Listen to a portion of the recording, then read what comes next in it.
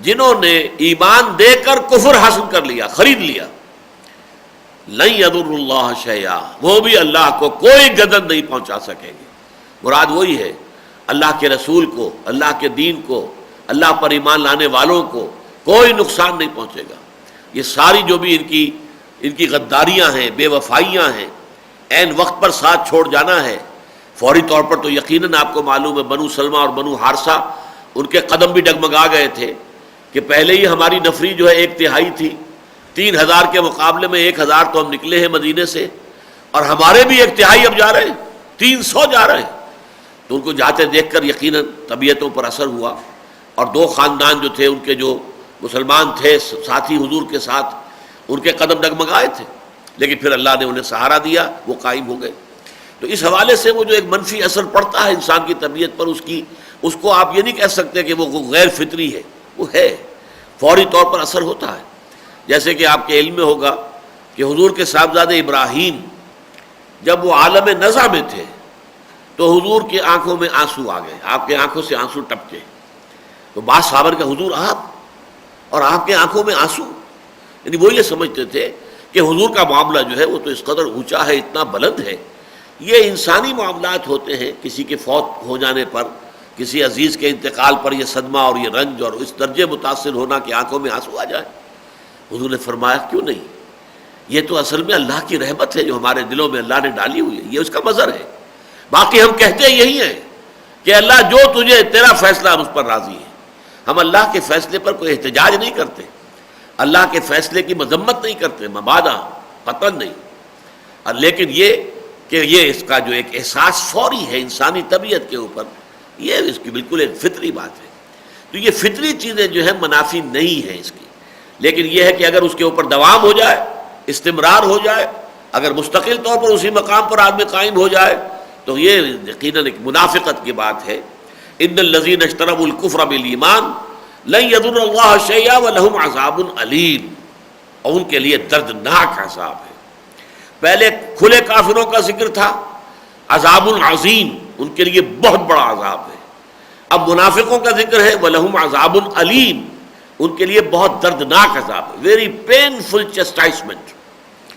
وَلَا يَحْسَبَنَّ الَّذِينَ كَفَرُوا أَنَّمَا نُمْلِي لَهُمْ خَيْرٌ لِأَنفُسِهِمْ، اور ہرگز نہ سمجھے یہ کافر لوگ، اب ان میں دونوں کافر جو ہیں یہ مراد ہے، ایک وہ جو قانوناً بھی کافر ہیں، کھلم کھلا بھی منکر ہیں اللہ کے یا اللہ کے رسول کے، اور ایک وہ بھی کہ جو حقیقتاً تو کافر ہیں لیکن اوپر سے وہ کہتے ہیں اذا جاءک المنافقون قالوا نشهد انک لرسول اللہ واللہ یعلم انک لرسولہ واللہ یشهد ان المنافقین لکاذبون، وہ اوپر سے کہتے ہیں کہ ہم تو مانتے ہیں، اللہ کو بھی مانتے ہیں، اللہ کی کتاب کو، اللہ کے رسول کو، محمد کو، اے محمد ہم اللہ کی قسم کھا کر آپ سے کہتے ہیں کہ ہم آپ کو اللہ کا رسول مانتے ہیں، لیکن حقیقت میں نہیں مانتے تھے۔ تو یہ دونوں قسم کے کافر ہیں، ایک کافر جو کھلا بھی کافر ہے، باطن بھی کافر ہے، دوسرا کافر جو بظاہر جو ہے مسلم ہے، حقیقتاً کافر ہے۔ وَلَا يَحْسَبَنَّ الَّذِينَ كَفَرُوا، یہ کافر دونوں قسم کے کافر ہرگز یہ نہ سمجھے انما نملی لہم خیر لانفسہم، کہ ہم جو انہیں مہلت دے رہے ہیں، املا یملی املاء، مہلت دینا، مہلت جو دے رہے ہیں یہ کوئی ان کی خیر کے لیے ہے، یعنی فوراً پکڑ نہیں رہے، منافقین پر فوراً گرفت نہیں آئی، کفار کو ابھی تک ہم نے اس قسم کا عذاب نہیں بھیجا کفار پر جیسا قوم نوح پر آیا تھا، قوم ہود پر آیا تھا، قوم صالح پر آیا تھا، جیسے کہ سدوم اور عمورہ کی بستیوں پر آیا تھا، جیسے کہ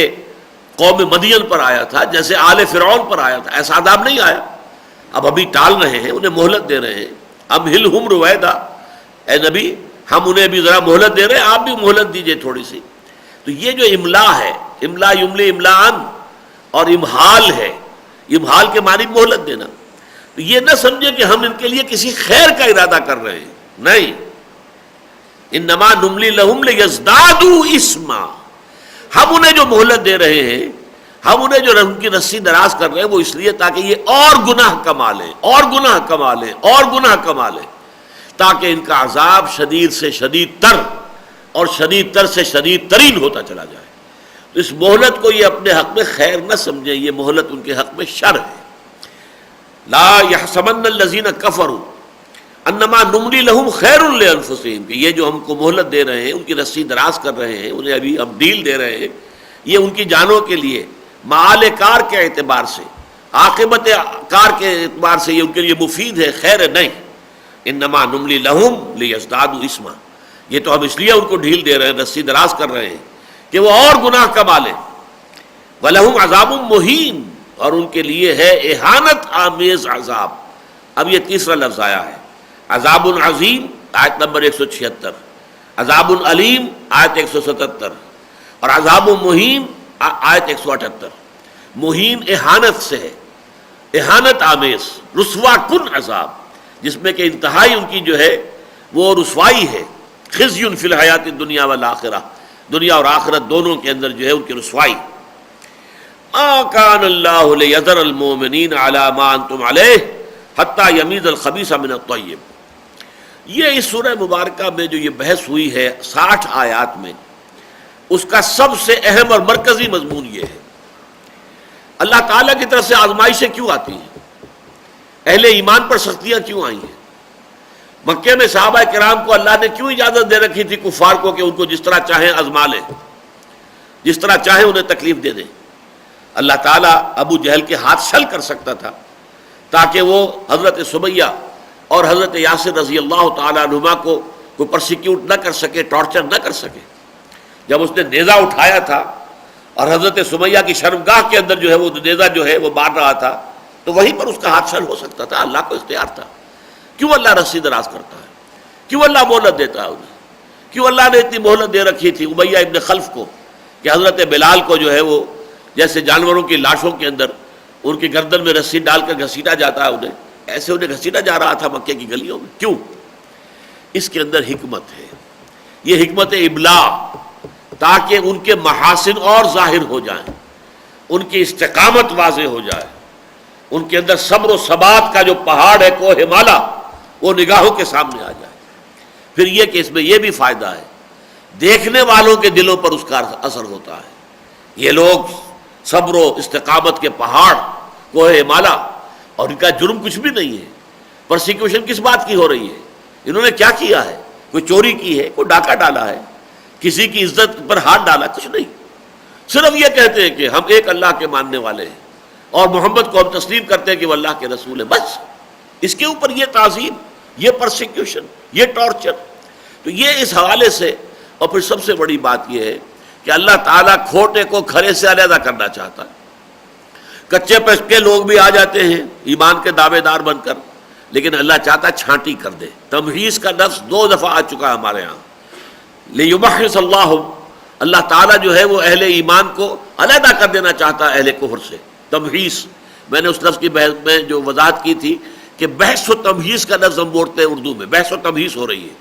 یہ بحث و تمحیص کیا ہے عربی زبان میں؟ بحث کہتے ہیں کریدنے کو، جیسے کوا جو ہے وہ اپنی چونچ سے وہ مٹی کو کریدتا ہے، کرید کر دیکھتا ہے شاید کوئی دانہ جو ہے اندر موجود ہو، مٹی کے اندر دبا ہوا ہو۔ اچھا، جو کرید کر جو بھی مواد آیا اب اس کی سفٹنگ ہے، اس کو علیحدہ علیحدہ کرنا ہے، اس میں کوئی چیز اچھی ہے یا نہیں ہے۔ تو یہ تمحیص ہے، سفٹنگ، گویا کہ صحیح کو برے سے، غلط سے علیحدہ کر دینا،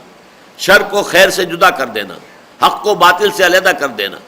اور پھر یہ بھی آیا تھا لیمحص اللہ ما فی قلوبکم، جو حق والے ہیں ان کے دلوں کو بالکل صاف اور پاک کر دینا۔ اگر ان کے دلوں میں کوئی علائش ہے، حب دنیا، حب مال کسی درجے میں بھی، اور وہ پورے یکسو ہو کر طالب آخرت ابھی نہیں بنے ہیں، اگر وہ حقیقی اعتبار سے طالب مولا نہیں بنے، اللہ ہی کے، لا مطلوب الا اللہ، لا محبوب الا اللہ، لا مقصود الا اللہ، اگر اس مقام پر فائز نہیں ہوئے ہیں، تو ان آزمائشوں کے ذریعے سے ان کے دلوں کے اندر سے یہ کھوٹ نکال دیے جائیں۔ اس کو اب یہاں پر آخری مرتبہ اس کو اسی مضمون کو جو کئی مرتبہ آیا ہے اس سورہ مبارکہ میں، کہ اس میں حکمت ہے اللہ کی، اس میں عظیم جو ہے فوائد مضمر ہیں۔ یہاں فرمایا ما کان اللہ لیذر المؤمنین علی ما انتم علیہ حتی یمیز الخبیث من الطیب۔ اللہ کی یہ بات نہیں ہے، شایان شان نہیں ہے، اللہ کو یہ بات قبول نہیں ہے، منظور نہیں ہے کہ وہ چھوڑے رکھے اہل ایمان کو اسی کیفیت میں جس میں کہ تم ہو۔ تمہارے اندر خیر اور شر ابھی ذرا ملا جلا ہے.